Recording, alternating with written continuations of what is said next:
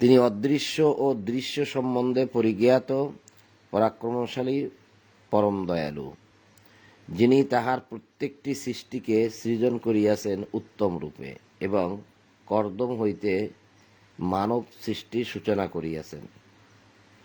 প্রত্যেকটা সৃষ্টিকে তিনি সৃজন করিয়াছেন উত্তম রূপে।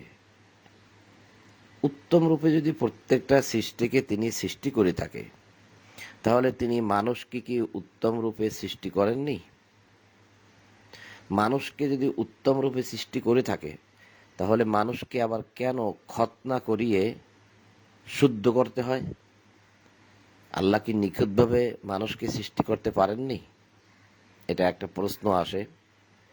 আল্লাহ যেখানে দাবি করেছেন যে তিনি তার প্রত্যেকটি সৃষ্টিকে সৃষ্টি করিয়াছেন উত্তম রূপে, উত্তম রূপে যদি সৃষ্টি করেই থাকেন, তাহলে মানুষকে কেন খতনা করতে হবে?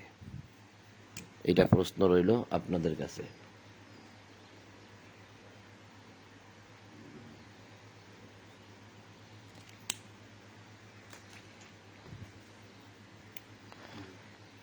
উত্তম রূপে সৃষ্টি করলে আবার কেন নাক ফোরাতে হবে, কান ফোরাতে হবে? যদি এগুলো ফোরানোর দরকারই থাকতো, তাহলে তো আল্লাহ নিজেই ফুরিয়ে দিতেন, ফুটো করে দিতেন। কেন খতনা করতে হবে? যদি খতনা করার প্রয়োজন থাকতো, তাহলে তো আল্লাহ নিজেই করে দিতেন, সেভাবে সৃষ্টি করে দিতেন। তাহলে আল্লাহর সৃষ্টির কেন বিকৃতি করলাম আমরা? এর জন্য আল্লাহর কাছে কৈফিয়ত দিতে হবে। কারণ আজকে যে আমরা অঙ্গের যে বিকৃতি করতেছি বা শরীরের যে বিকৃতি করতেছি, অর্থাৎ আমরা যে সৃষ্টি পরিবর্তন করে ফেললাম, এর জন্য আল্লাহর কাছে আমাদের সকলেরই জবাব দিতে হবে।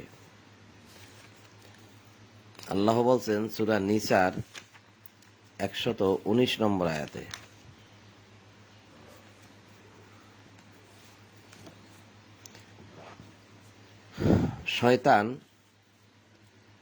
শয়তান আল্লাহর সাথে ওয়াদা করে আসছে।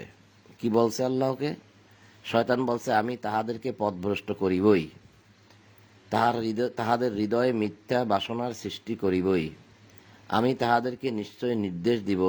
শয়তান মানুষকে নিশ্চয়ই নির্দেশ দিবে কি?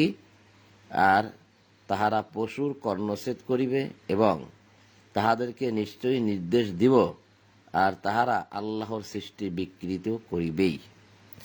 আল্লাহর সৃষ্টির বিকৃত করিবেই। আল্লাহর পরিবর্তে কেহ শয়তানকে অভিভাবক রূপে গ্রহণ করিলে সে স্পষ্টই ক্ষতিগ্রস্ত হইবে।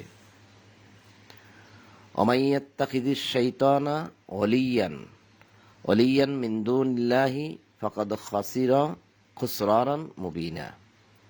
শয়তানকে যদি কেউ অলিরূপে গ্রহণ করে, অমাইয়াত্তাখিদিশ শাইতানা ওলিয়া, যদি শয়তানকে কেউ অলিরূপে গ্রহণ করে, অভিভাবক রূপে গ্রহণ করে, তাহলে সে স্পষ্ট ক্ষতিগ্রস্তের মধ্যেই ক্ষতিগ্রস্ত হবে।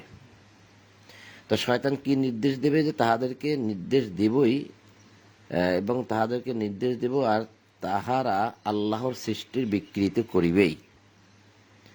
তো এই যে সৃষ্টির বিকৃতি আমরা করলাম, খতনা করলাম, কান ফুটো করলাম, নাক ফুটো করলাম, এগুলো সবই সৃষ্টির বিকৃত। এগুলো প্রয়োজন ছিল না। অর্থাৎ আল্লাহর সৃষ্টিতে আমি সন্তুষ্ট নয়, তাই নাক কান ফুটো করে খতনা করিয়ে সৃষ্টিকে সুন্দর করলাম। তার মানে আল্লাহ কি সুন্দর করতে পারেন নাই? এর জন্য আমার মনে হয় প্রত্যেকটা মানুষকে, যারাই এই কাজ করেছে, তাদের সকলকেই আল্লাহর নিকট জবাব দিতে হবে। এটা আমার ব্যক্তিগত ধারণা। আপনি আমার এই ধারণার বিপক্ষেও থাকতে পারেন।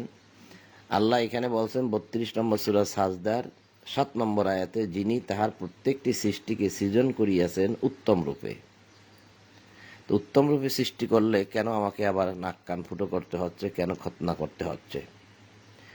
এবং কর্দম হইতে মানব সৃষ্টির সূচনা করেছেন। কর্দম অর্থাৎ মাটি।